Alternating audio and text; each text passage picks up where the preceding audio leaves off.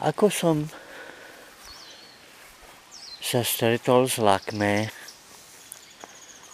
ako sme sa zoznámili, ako sme sa spriatelili a ako sme sa viac než spriatelili. Nuž, pred približne 5 rokmi naša drahá Olga zosnula. Zosnula po veľmi dlhej chorobe a už jej proste lekári nemohli pomôcť, už nevedeli, čo s ňou robiť. Tak sa o ňu starali takí, ktorí sa starajú o ľudí, ktorí zomierajú. Tá zdravotná organizácia sa volá Hospice.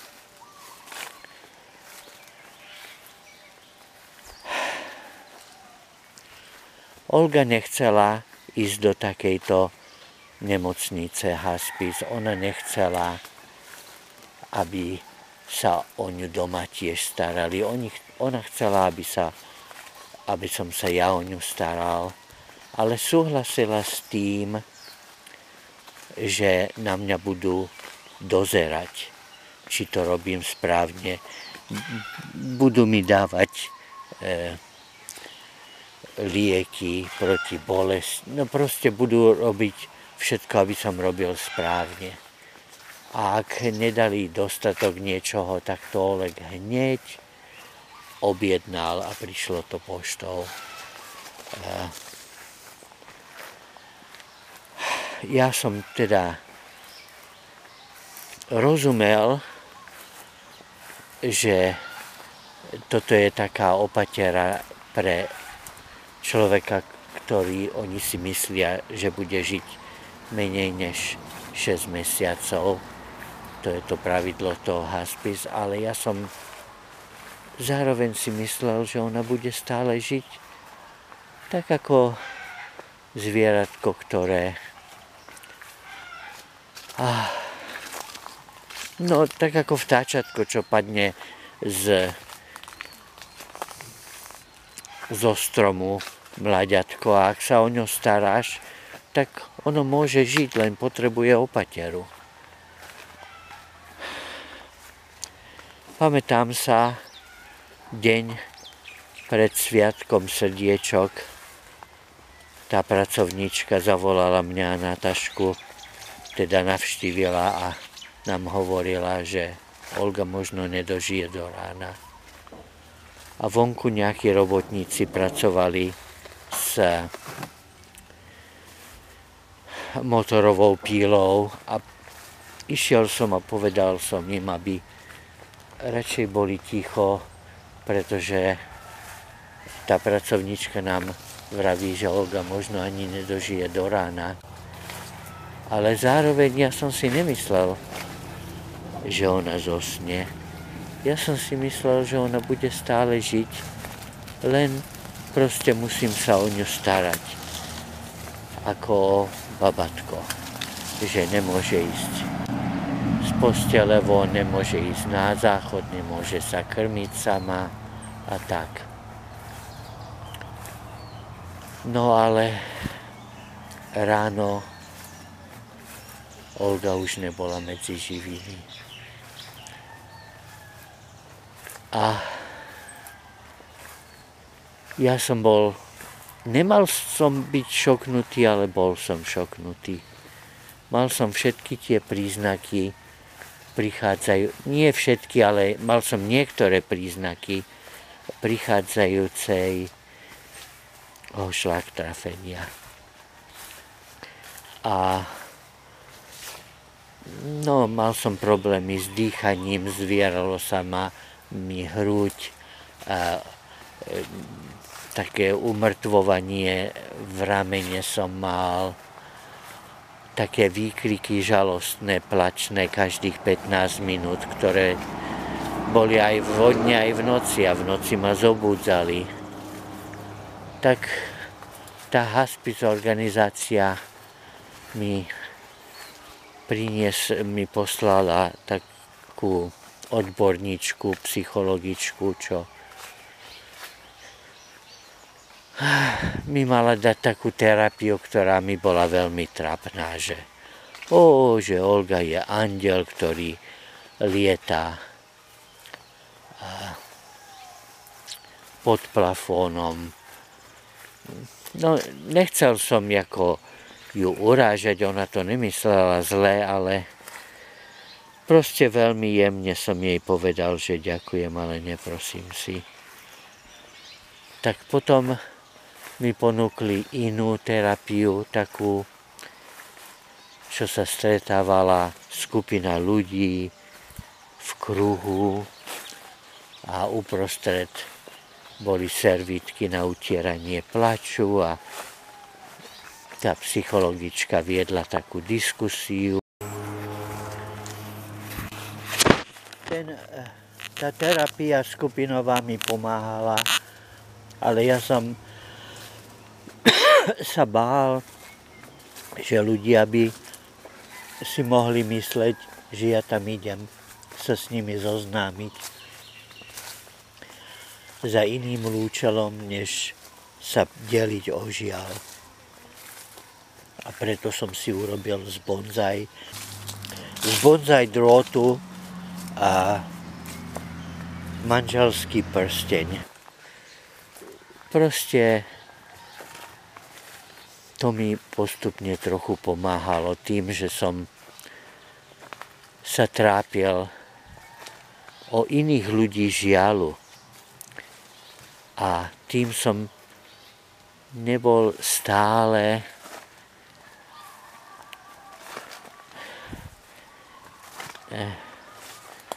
sústredený na odchod Olgy.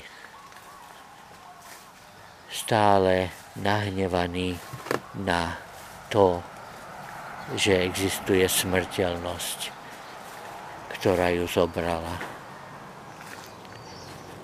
A po 10 nedeliach týchto mnohohodinových terapií už štát nechcel platiť viacej, ale ja som vedel, že proste potrebujem mať žiaľ o iných ľudí starosti. A tak som cez internet som komunikoval s ľuďmi, ktorí stratili mamu, babku, manžela, manželku, dieťa a tak ďalej. A tak som sa stretol s Katarínou Tekelovou Blažovou, Olginou bývalou spolužiačkou na Vysokej škole výtvarnej a tiež na Strednej škole výtvarnej a tiež mali spolu internát a ona náhle stratila syna, veľmi talentovaného výtvarníka, na infarkt. Tak s tou som najviac teda komunikoval. A ona sa dozvedela, že ja pestujem rúže púšte, tieto sukulenty tu na. A povedala, že no však ona má kamarátku, ktorá pestuje rúže a má o tom internetový časopis.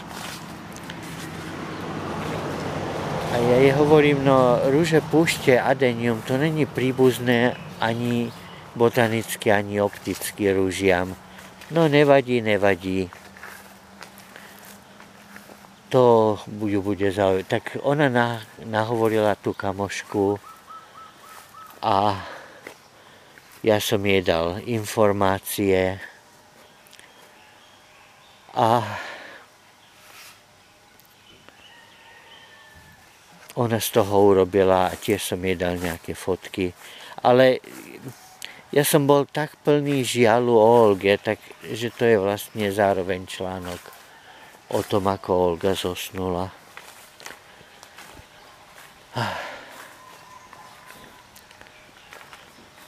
Tak tá kamoška postupne sa stala tiež vydavateľkou nie len internetovej časopisu. Najprv rozšírala ten časopis na iný časopis internetový o umení a tam bol článok o Katarínom synovi zosnulom. A potom začala vydávať knihy, vydala krásnu knihu o tomto človekovi menom Marko, ktorý zosnul. A potom zistila, no čo som zabudol povedať je, že Olga nerada vyhadzovala veci, ona ich dávala do krabíc a keď krabice boli až po plafón, tak Oleg priletel z Chicaga a s náklaďakom to dodal a platil mesačný poplatok do komerčného skladu. A keď Olga zosnula, tak Oleg prišiel a s jeho adaptovanými deťmi sme to postupne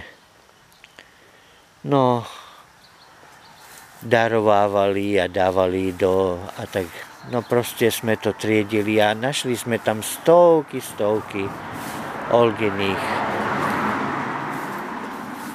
básní na zdrapoch papierov.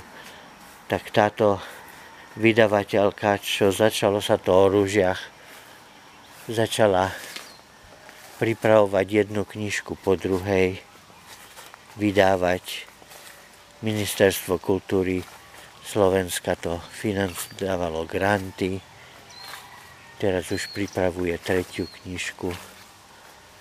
Tohto roku vyjde 2., ale ona už pripravuje 3. Tak som sa začal ešte trochu lepšie cítiť, že aspoň ten aspekt Olginho života je nesmrteľný. Tak som rozmýšľal, ako ináč by som mohol predĺžiť jej život. Som myslel, že keby som jedno z mojich hybridov, čo krížim, opelujem, pomenoval. Ja totiž viem, lebo Olga ilustrovala, robila vedecké ilustrácie pre novoobjavené rastliny a ja som jej v tom pomáhal. Takže ja viem, ako to... Ale zároveň, keď urobíš hybrid, potom iní robia hybridy z tých hybridov, vylepšuje, takže tvoj hybrid, čo je... hybrid, čo bol pomenovaný po Olge, by zanikol postupne. Tak som mal tento nápad. Neviem, či vieš, keď kôň sa dá skrížiť s oslíkom a vznikne mula, ale tá mula potom je neplodná. Pretože tieto dve zvieratá sú z tak blízkeho rodu, že sa dajú skrížiť, ale sú to nie z toho istého rodu, takže ten kríženec je neplodný. Tak som našiel 2 rody malých dekoratívnych rastlín, ktoré keby som skrížil, potom ľudia to môžu pestovať po celom svete a bude to pomenované. To vedecké meno bude po Olge. A tie rody sú Aloe a Gasteria.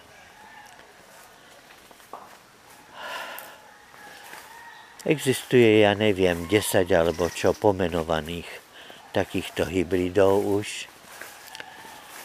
A gastérie a tiež niektoré aloje sú distichos,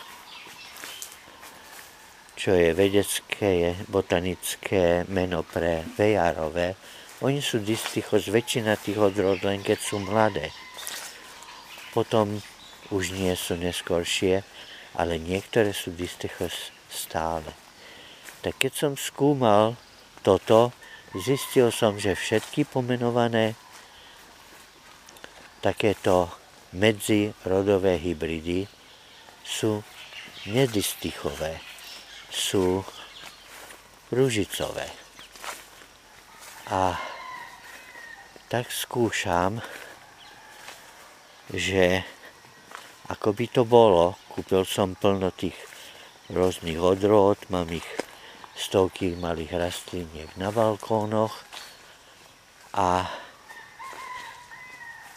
mal som záujem zistiť, že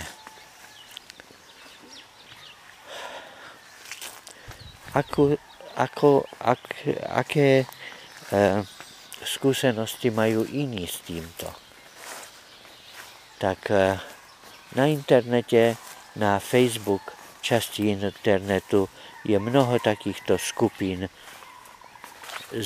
pre záujemcov, ľudí, ktorí sa venujú alebo všeobecne sukulentom alebo špecificky gastériám alebo alojám. Tak som si sadol jednoho večera a začal som sa zapisovať do takýchto skupín. A keďže viem, ako cez internet prekladať cez programy rôzne jazyky, zapisoval som sa bez ohľadu na tom, akého jazyku je tá ktorá skupina, keď som sa zapísal do, ja neviem, 50, lebo čo, tak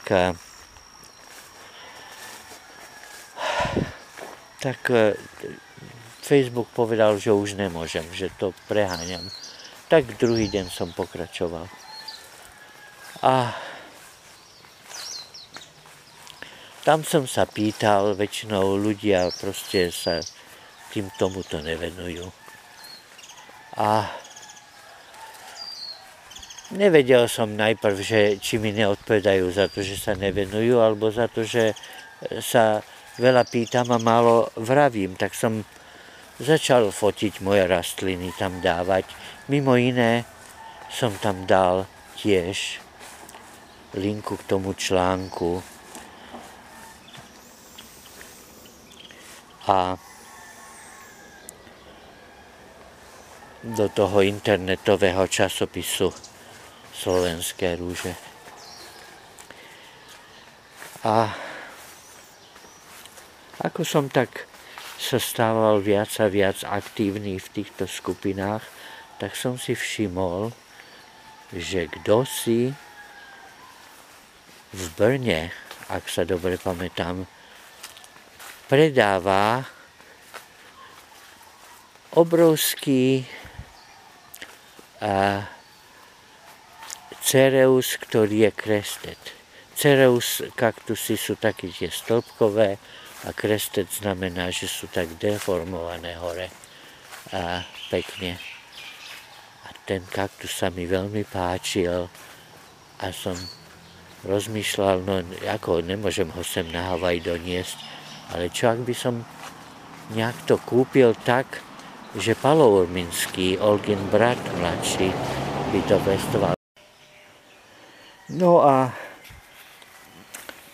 ako som tak dumkal, medzičasom niekto ten kaktus vyhral, dal viac peňazí než niekto iný. A to som vtedy ešte netušil, že to bola jedna z cier Lakme, jedna z dospelých cier Lakme a že Lakme vlastne dala na to peniaze. No a medzičasom, čo sa dialo, je, že, ako som už povedal, som dával viac a viac príspevkov, aby som zaangažoval ľudí do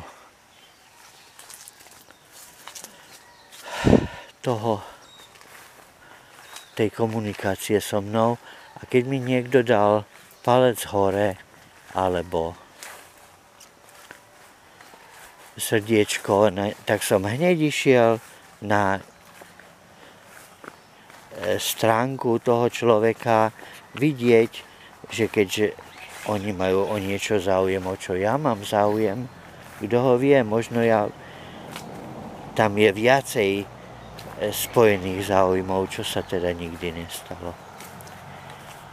No a tak som sa dostal na jednu stránku v Pakistane. Pretože kdosi menom Lakme mi dal srdiečko hore, srdiečko pod tú linku k tomu článku do toho časopisu Slovenské rúže. A ja samozrejme, že som nemal záujem sa komunikovať s niekým z Pakistánu, z moslimskej krajiny, kde sú takí radikáli.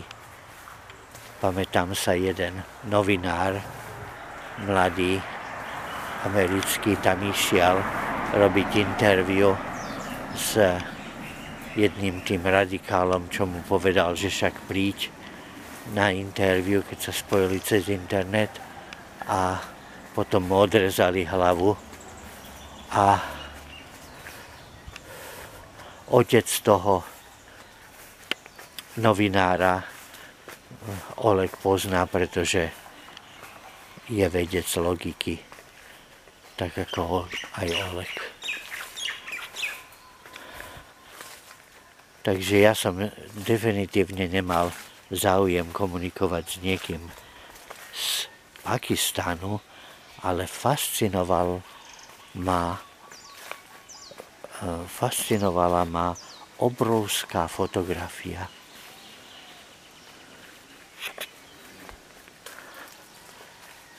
Polamaného skleníka, ktorá bola prednou stranou, jedinou stranou tejto Facebook stránky. Stále som sa ako múrak ku karosunovej lampe musel k tomu sa vracať. A potom to bolo zmenené na inú fotografiu, čo teraz už viem, je jedna z výtvarníkov detí Lakminej a Ester obraz, a znovu som musel stále, takže to nebolo len za to, že ja som záhradník a to je skleník. Proste niečo ma tam fascinovalo strašne a zároveň, ako som tak pozeral na týchto kaktusárov, ktorí dávali fotografie ich rastlín, všimol som si jednej fotografie, ktorá mi nepripadala len dokument o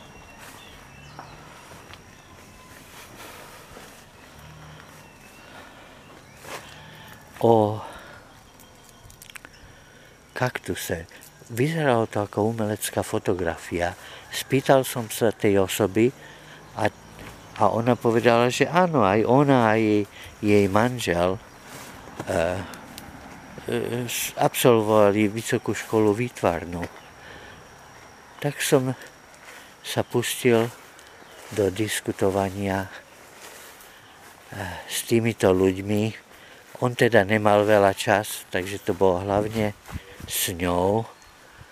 A keďže oni mali záujem o sochárstvo, som spomenul, ako Olga bola na majstrovstvách sveta v šachu detí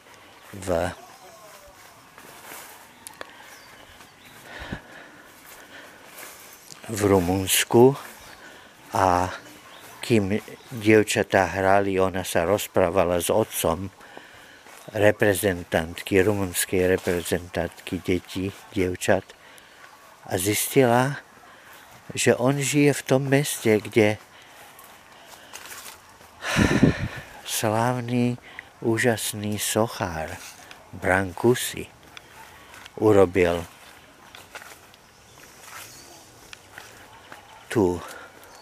ten stĺp nekonečná, ten podjazd,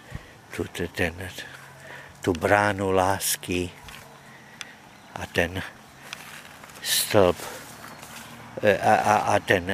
a ten veľký stôl rokovania. A keď on videl, že Olga by mala záujem to vidieť, tak on dal signál tej jeho dcére, že nech navrhne Zuzke remízu, aby nikto nevyhral, že môžu ísť.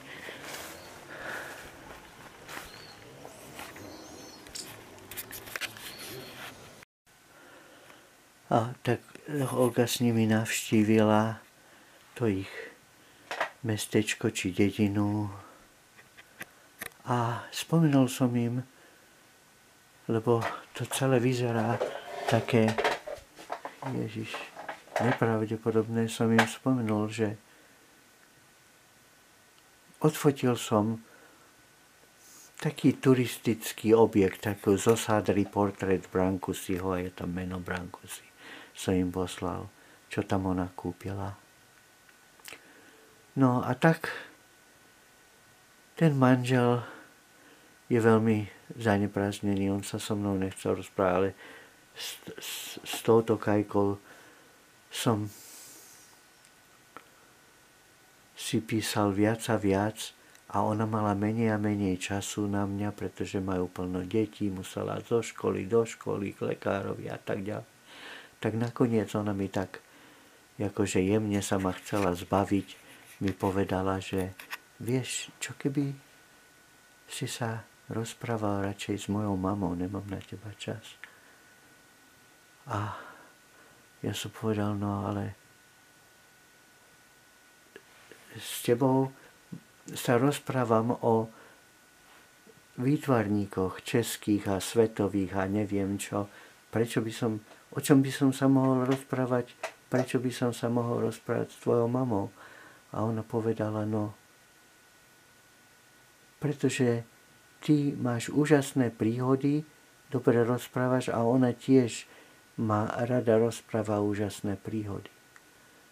A ja som jej povedal, no, ale o čom by sme sa mohli rozprávať, ako čo ona robí, aký je jej život. A ona povedala, no, moja mama je kurátorka hudobnín v múzeu.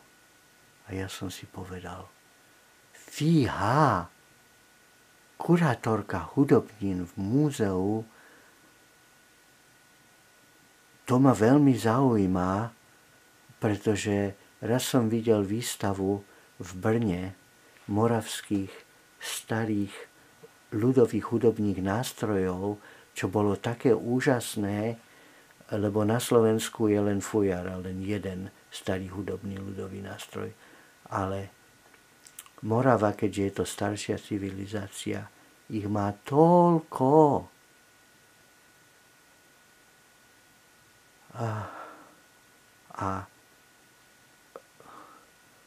A keďže ty žiješ v Čechách, tvoja mama v Čechách ich má iste veľa.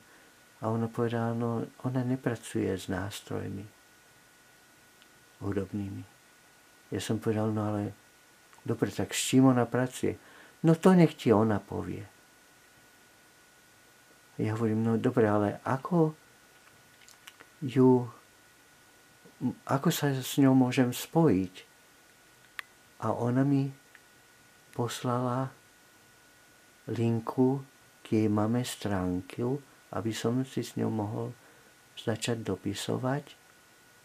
A vidím, tá stránka je Lakme a hovorím, veď ja som na tvojej strane, na tejto strane teraz, na túto stránku teraz a stále pozerám, kým sa si dopisujem zároveň s tebou, ale to je nejaká pakistánska stránka. Ona povedala, no, moja mama je vdova a ona nechce, aby ju ľudia otravovali. A preto si nenapísala svoje naozajské meno a nenapísala, že je Češka, ale že je Arabka z nejakého malého arabského mesta v krajine Pakistane. Tak ja som jej poďakoval a povedal, že no ale neviem, či to pôjde. Skúsim jej napísať, keďže ona je do hudby a hudba je umenie, môžeme si dopisovať o umení možno. A v tej noci som jej napísal dlhánsky list. Keďže moja hlava bola plná Olgy, ten list bol hlavne o zosnutí Olgy. Medzičasom Kajka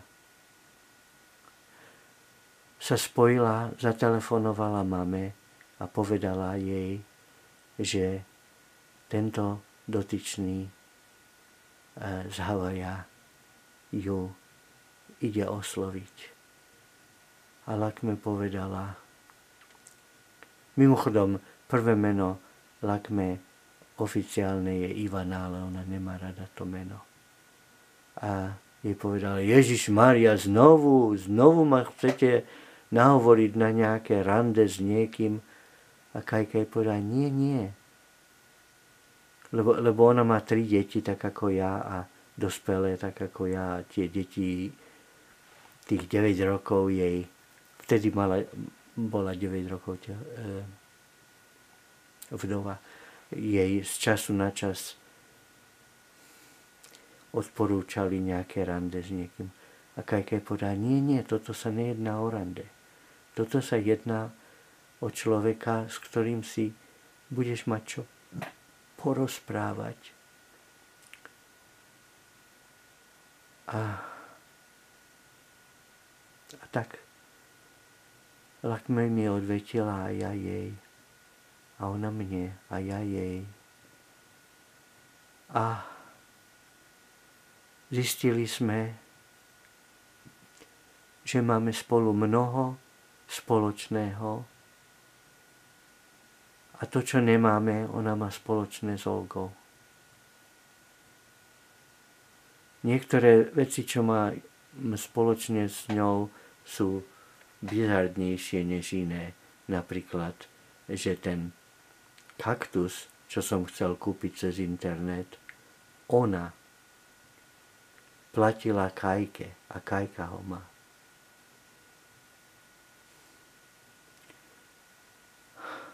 Na chvíľu bol v Lakminom úrade. V Českých Budejoviciach. Ale jej depozit, jej archív je v inej budove, oveľa menšej. Ale je to súčasť. Ona pracuje pre tú veľké múzeum, kde organizujete výstavy, ale archív, kde ozaj pracuje, je úžasný archív, keby ste to videli.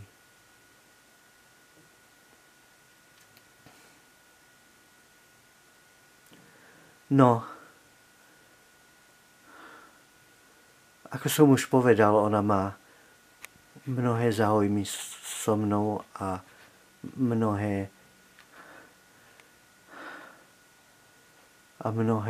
záujmy a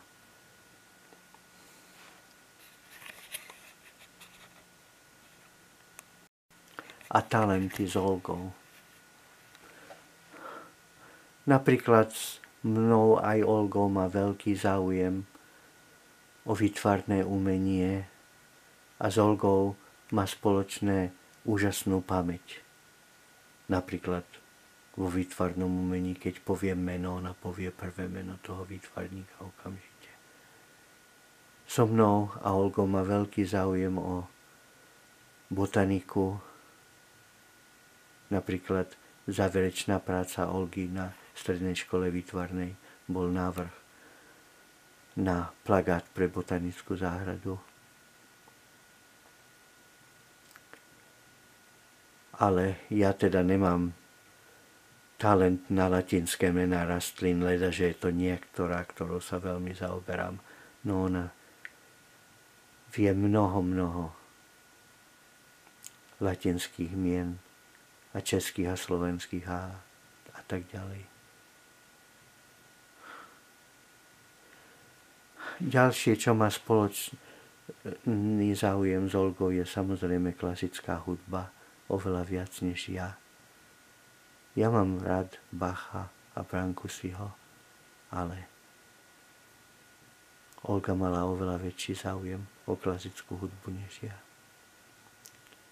Olga takú zvláštnu čosi, má to psychologický názov, momentálne si nespomínam, keď slova majú farby, čísla majú zvuk a tak ďalej. Už viem, volá sa to synestézia. Lakme tiež má synestéziu. A tak ďalej. Židovská tradícia je mimo iné, že keď manžel zomrel, prvnež manželka, brat manžela ponúkol, že sa zosobáši s manželkou. Takže tá vdova sa stala znovu nevestou v rodine. Občas sa cítim,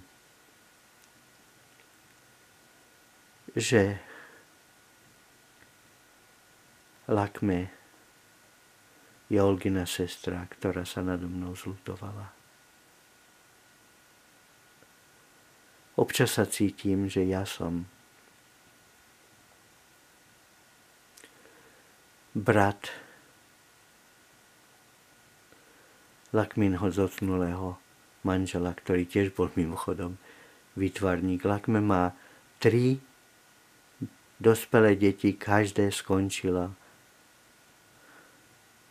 vysokú školu výtvarnú, plus ona má neukončenú, plus jej manžel bol výtvarníkom.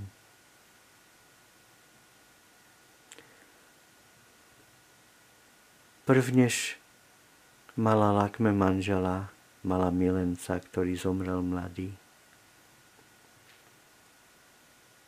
na leukémiu, ktorý tiež bol výtvarník židovského pôvodu, ktorý ju maloval, keď šli na rande cez dieru v plote na židovský cintorín.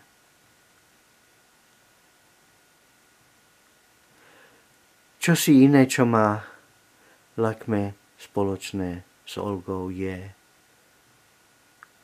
že ona tiež nerada vyhadzuje veci. A tiež, na rozdiel od Olgy, ich nedáva do krabíc, ale jej byt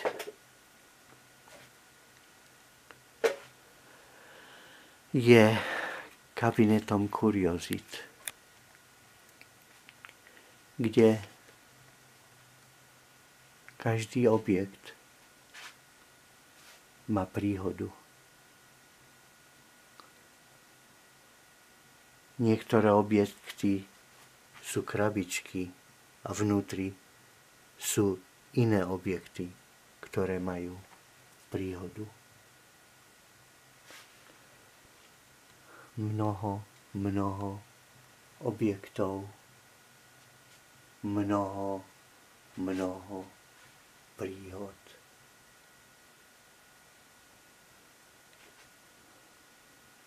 mnoho histórie. Mnoho spomienok.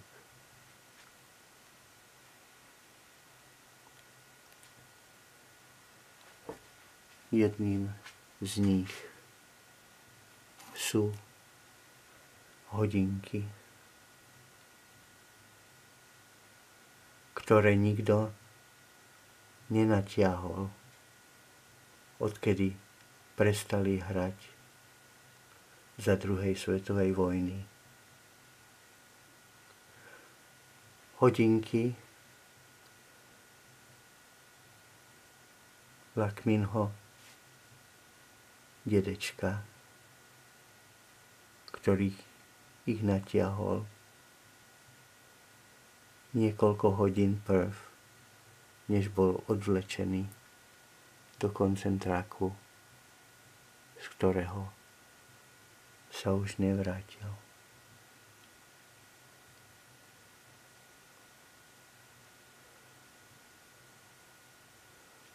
Mnoho príbehov.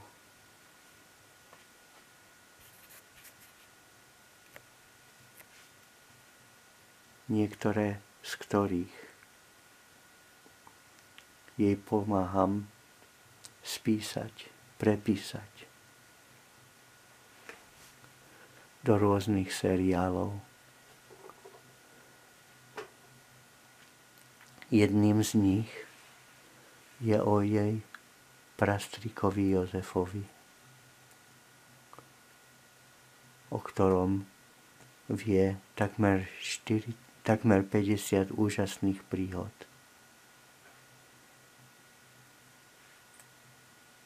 Takže z toho robíme už takú nahrubo knižku.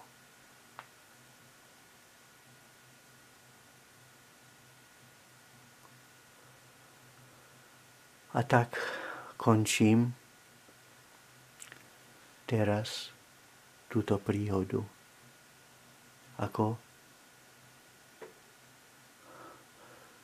som stretol, zoznámil sa a zamiloval do mojej protinožkyne Lakme.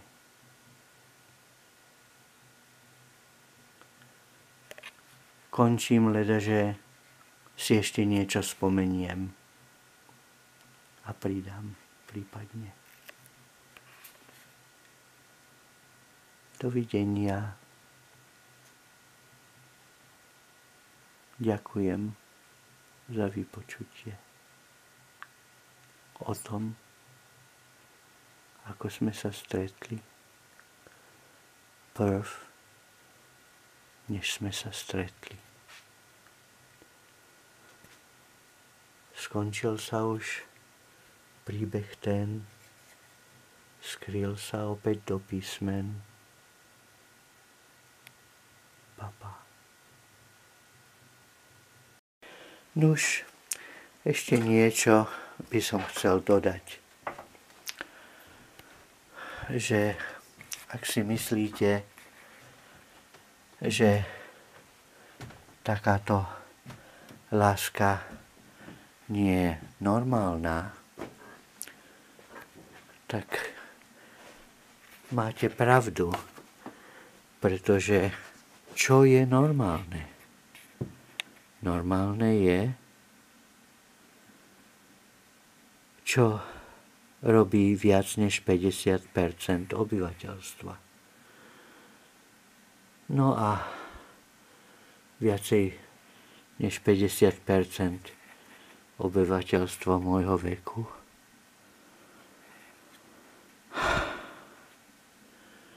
sú zosnulí.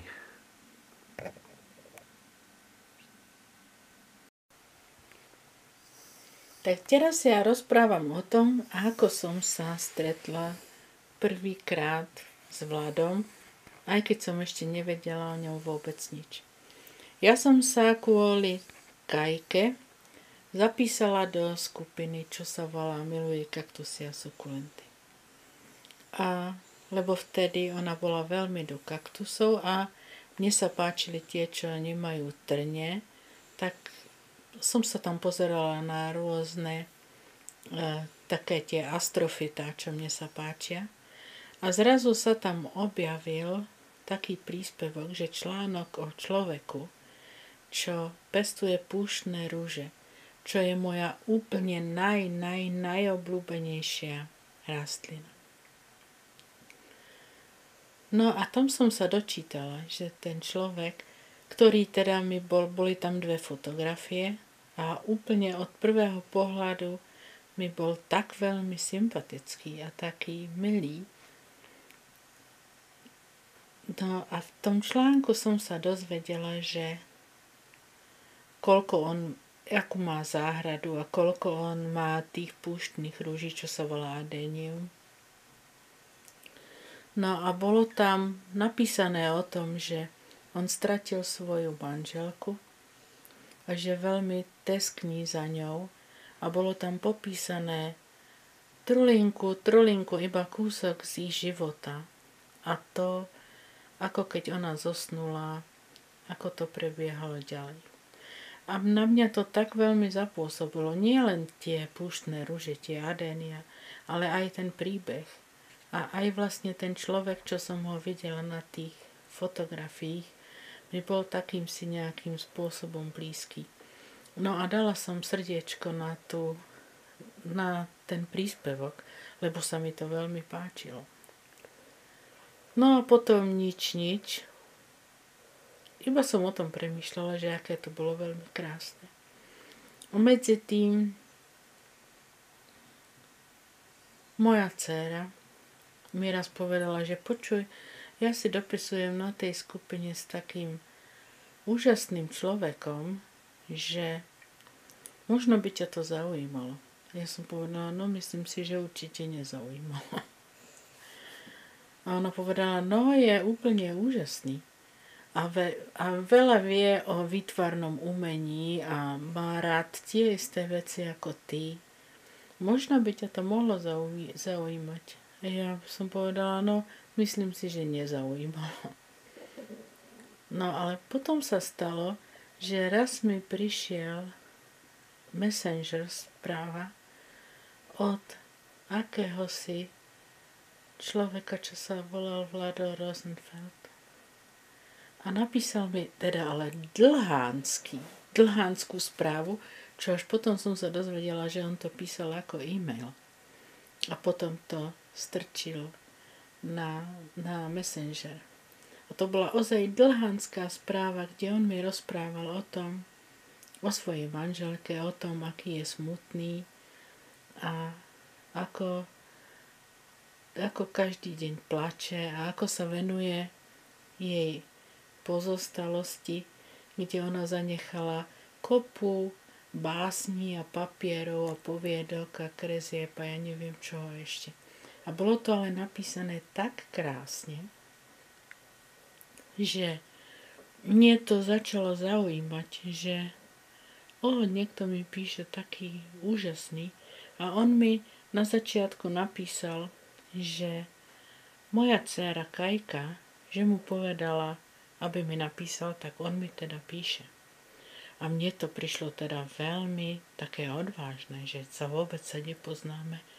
A on aj cez to proste mi napísal taký krásny e-mail. No tak som mu odvetila.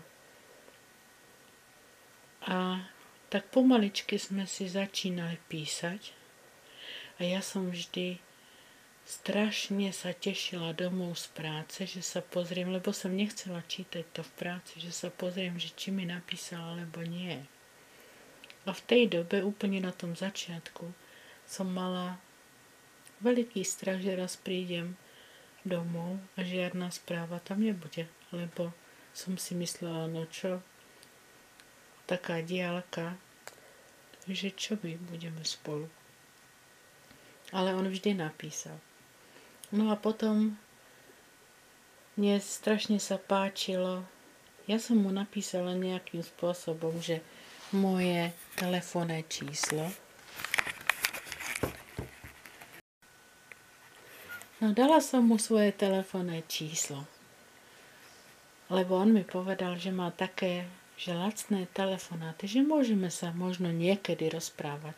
Ale to už sme si dlhšie písali a on písal vždy také veľmi zaujímavé e-maily o tom, ako žili s tou manželkou v New Yorku a ja neviem, v Ríme, ako utiekli. A mne to bolo tak krásne. No a potom, raz, keď som mu poslala to telefónne číslo, tak on mi zatelefonoval.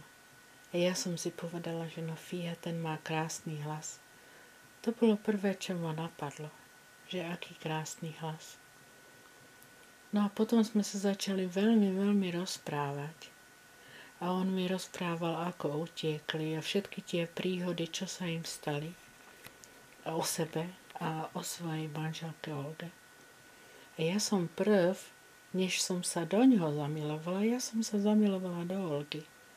Lebo mi prišlo úžasné, že ona s malým bábatkom utiekla do naprostej neistoty. A tie príhody niektoré boli také smiešné a také krásne zároveň, že ja som postupom času došla k tomu, že ten človek je mi neuveriteľne milý. A keď som o tom premýšľala, tak som vedela, že som sa zamilovala. Že som sa zamilovala do človeka, ktorého vlastne poznám iba z toho, ako sa rozprávame a ináč vôbec. Ale bolo to veľmi, veľmi krásne. Tých príbehov, čo sme si narozprávali, nikdy som sa s nikým tak nerozprávala o takých veciach. A bolo mi to vždy strašne príjemné. A iba som si strašne som si priala, že sa setkať. A predstavovala som si, aké to bude, že keď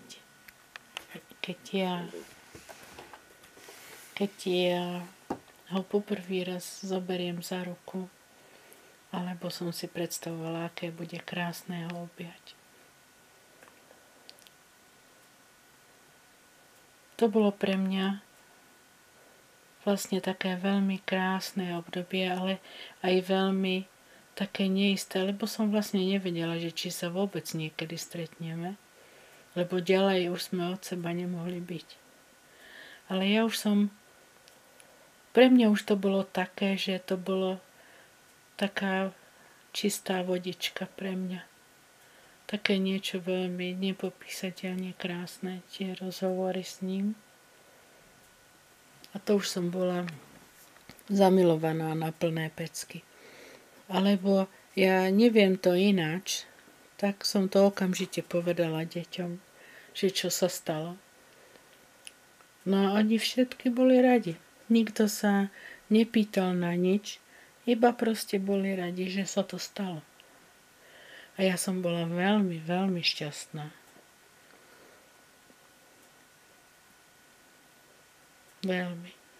A keď o tom teraz premýšľam, tak mi príde neuveriteľné, že čo všetko, aké dlhé hodiny sme sa rozprávali denne. A potom už som iba túžila potom mu dať ruku. Zobrať ho za ruku a pohľadiť ho po vlasoch. To pre mňa bolo neuveriteľne krásna predstava.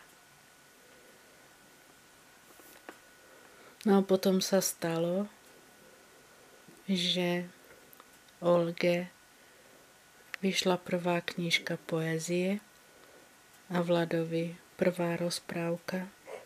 A on kvôli tomu cestoval na Slovensko. A ja som vedela, že príde za mnou.